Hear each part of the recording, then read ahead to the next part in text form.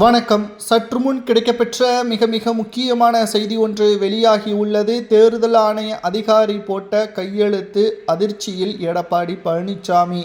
அதிமுகவின் வேட்பாளர்கள் பலரும் தற்பொழுது பணப்பட்டுவாடாவில் ஈடுபட்டு வருவதான புகார்கள் எழுந்த நிலையில் அதிமுகவின் வேட்பாளர்களை நீக்கக்கோரி கடிதங்களும் ஆளும் கட்சியினரிடம் இருந்தும் பல தனியார் அமைப்புகளிடம் இருந்தும் கடிதங்கள் ஏராளமாக தேர்தல் ஆணையருக்கு வந்துள்ளது.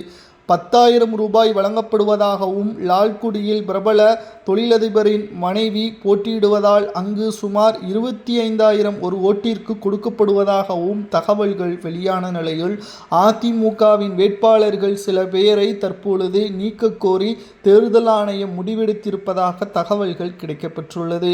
இதனால் அவசரமாக வழக்கறிஞருடன் எடப்பாடி பழனிசாமி அவர்கள் தேர்தல் ஆணைய அதிகாரிகளிடம் தொடர்பு கொண்டு பேசியுள்ளார். இது பொய்யான குற்றச்சாட்டு. எங்களது வேட்பாளர்கள் யாரும் பணத்தை கொடுக்கவில்லை, பிரச்சாரம் மட்டும்தான் செய்கிறார்கள் என்றும் கூறியுள்ளனர். ஆனால் ஆதாரங்கள் தேர்தல் ஆணையத்திடம் இருப்பதாகவும் தற்பொழுது தெரிய வந்துள்ளது. நிச்சயம் அதிமுகவின் வேட்பாளர் தேர்தலில் போட்டியிடலாமா என்பதை உண்மையான தமிழக மக்கள் கமெண்ட் வாயிலாக கூறுங்கள்.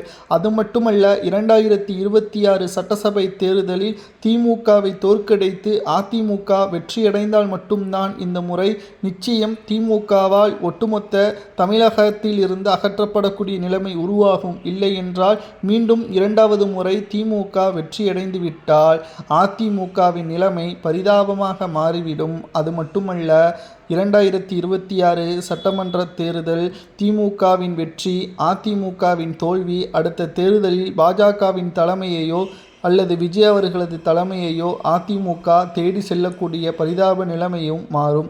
ஏற்கனவே 5 நிறுவனங்களுக்கு மேல் நடத்திய கருத்து கணிப்பில் சுமார் 80 முதல் 95 தொகுதிகளில் அதிமுக டெபாசிட்டை இழக்கும் என்ற தகவலும் கிடைக்கப்பெற்றுள்ளது.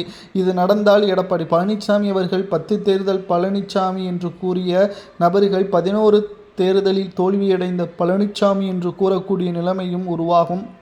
இது அதிமுகவில் உள்ள கட்டமைப்புகள் சரியாக இல்லாததுதான் காரணம் என்றும், எடப்பாடி பழனிசாமி அவர்கள் பணத்தையும் அதிகாரத்தையும் மட்டும்தான் வைத்து அதிமுகவை நடத்தி வருகிறார். உண்மையான தொண்டர்களது மனநிலை எப்படி இருக்கிறது, அவர்களை எப்படி ஒட்டுமொத்த வெற்றியடைய வைப்பது என்பது எடப்பாடி பழனிசாமி அவர்களுக்கு புரியவில்லை என்ற தகவலும் கிடைக்கப்பெற்றுள்ளது.